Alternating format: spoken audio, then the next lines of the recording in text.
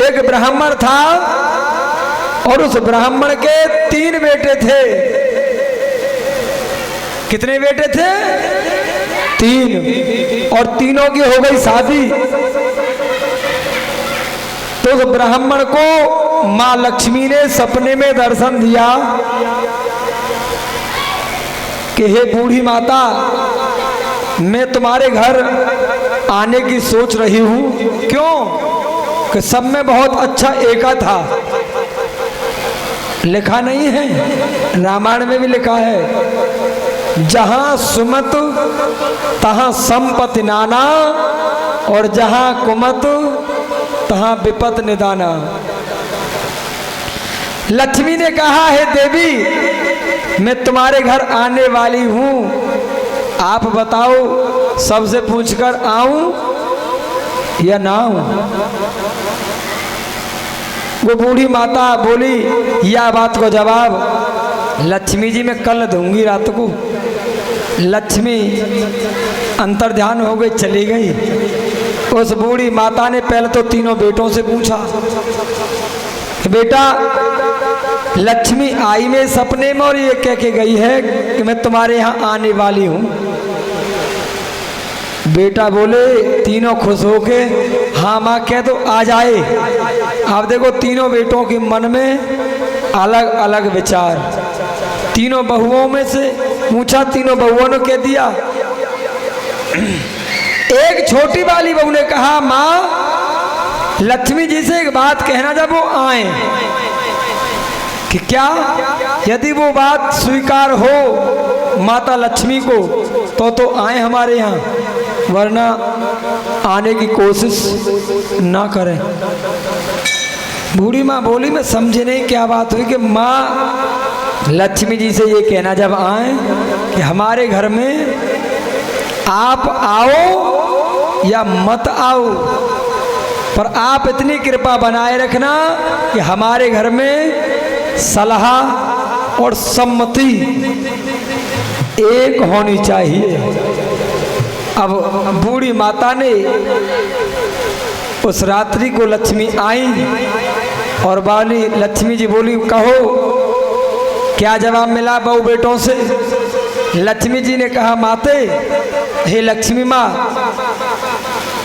तीनों बेटों ने तो कहा कि आने दो, बहुत अच्छी बात है।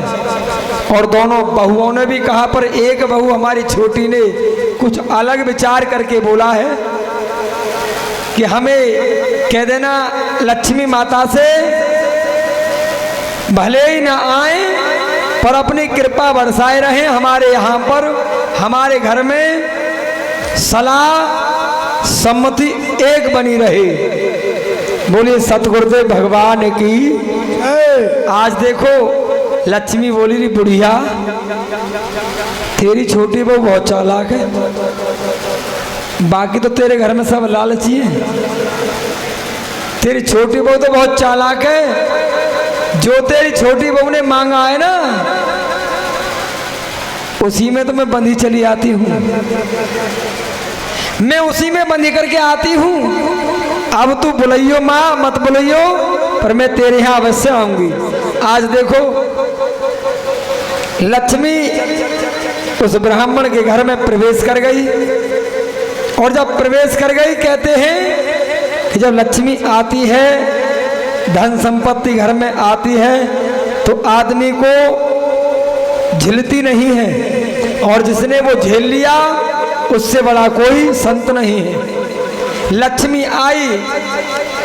अब तो लक्ष्मी ने कहा बूढ़ी माँ से कि माँ पूछ लो अपने बहू बेटों से क्या मांगना है, मैं ज्यादा दिन नहीं रुकूंगी, केवल यहाँ देखने आई हूँ और आशीर्वाद देने आई हूँ। लक्ष्मी को धीरे धीरे धीरे धीरे धीरे धीरे 1 महीना हो गया, और जब 1 महीना 7 दिन हुए तो लक्ष्मी ने कहा बुढ़िया से रात्रि में कि माँ मैं अब तुम्हारे यहाँ से जाने का विचार कर रही हूँ, और जो भी मांगना है पूछ लो क्या मांगना चाहते। एक एक करके पूछना, सभी से पूछा, किसी ने धन मांगा, किसी ने माल मांगा, किसी ने गाड़ी मांगी, किसी ने कोठी मांगी, वो छोटी बहू बोली, माँ लक्ष्मी जी से कह देना हमें ना धन चाहिए ना संपत्ति, हमारे घर में केवल इतनी कृपाएं बनाए रखें कि हमारा पूरा घर एक साथ बैठ करके एक थाली में खाना खाए, और हमें कुछ नहीं चाहिए, अपनी कृपा बनाए रखें। कहने का मतलब ये हुआ, उस छोटी बहू ने लक्ष्मी को 14 साल तक अपने घर में ही रखा। इसी तरह से जब सबकी बुद्धि क्षीण हो गई, सब धनमाल में फंस गए कि माया तू ना मरी मेरे मन से, माया मरी ना मन मरा, मर मर गए शरीर, आशा तृष्णा ना मरी, कह गए संत कबीर। जब तक माया बसी रहेगी हमारे अंदर, तब तक हम कुछ भी नहीं कर पाएंगे। लिखा है, आज माँ लक्ष्मी ने कहा मैं जाने वाली हूं इसी रात में। अब उस बहू का दिमाग आया, और बहू थी अपने मायके, बुढ़िया ने बहू को बुलाया कि बेटा अब लक्ष्मी जाने वाली है, कि माते लक्ष्मी से मेरी जरा भेंट करवाएं। और आज लक्ष्मी से वो छोटी बहू भेंट करने लगी। उसने कहा, माता मुझे एक ही चीज चाहिए, क्या? दे जाओ और चली जाओ। बोले लक्ष्मी मैया की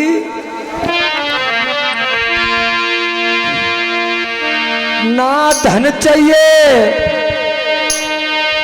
ना कोठी चाहिए। कहने लगी वो छोटी बहू, माँ अरे ना धन चाहिए और ना कोठी चाहिए, ना चाहिए मोए रुपया,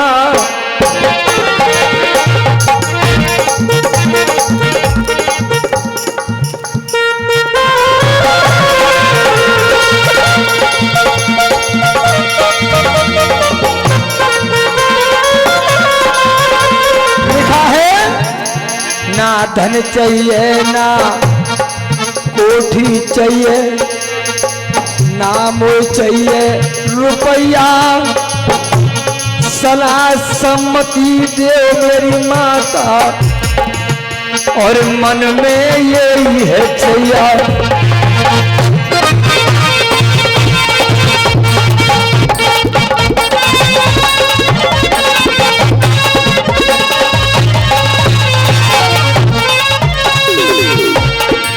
बोलिए शंकर भगवान की। आज लक्ष्मी ने कहा, हरी बहू तू तो इन सब में से अलग है।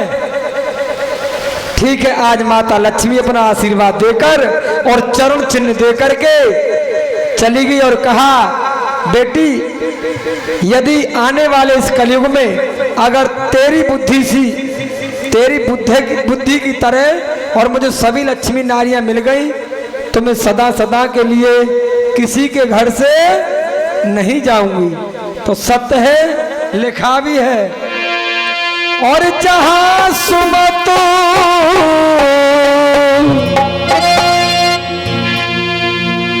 कि जहां सुमतो और तह संपतो नाना,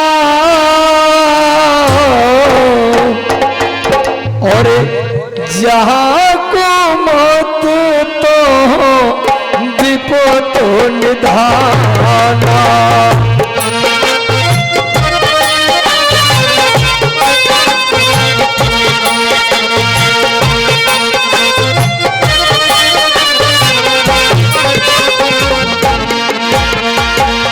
जाके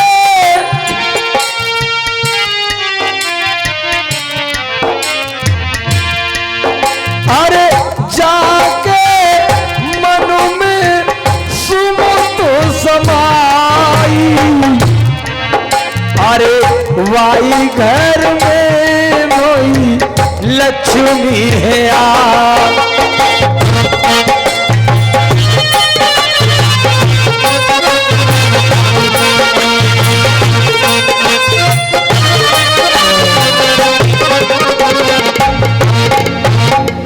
बोलिए श्री शंकर भगवान की। तो देखो हम तो यही सबको समझाएंगे जो नारद जी ने और सौनक जी को समझाया था। नारद जी ने कहा, सौनक,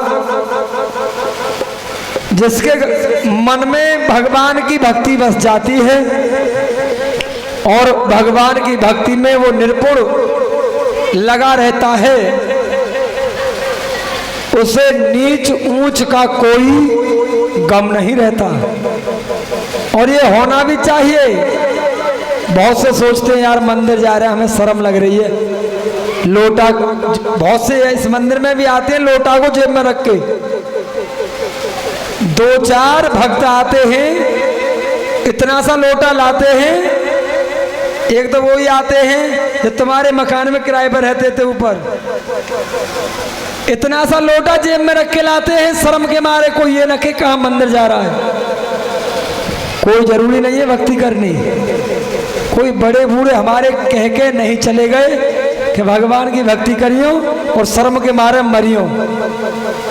रिश्तेदारी में जाएंगे सूट बूट पहन कर 10 तरह की टाई लगा के, उनको शर्म नहीं लगती है। और भगवान के मंदिर में तो छोटा सा लोटा लाने में शर्म लग रही है। धिक्कार है तुम्हारे जीवन को। आज देखिए, यदि भगवान की भक्ति करो तो भाई बर्दाश्त कीजिए। कोई आपसे कुछ बोल भी दे तो इस कान से सुनो और इससे निकाल दो। धर्म के रास्ते पर चलने में कुछ बुराइयां मिलती हैं और शास्त्रों में लिखा है अनेक संत और सन्यासियों ने बहुत बहुत बड़ी बुराइयां झेली। आज सूत जी ने कहा, हे सौनक जी महाराज, महाकालेश्वर शिवलिंग का प्रसंग हमने श्रवण करा दिया। महाकाल के महात्म के प्रसंग में शिव भक्त चंद्रसेन व गोप बालक श्रीकर की कथा बड़े प्रेम से श्रवण करें। और नारद जी ने कहा, ब्राह्मणों,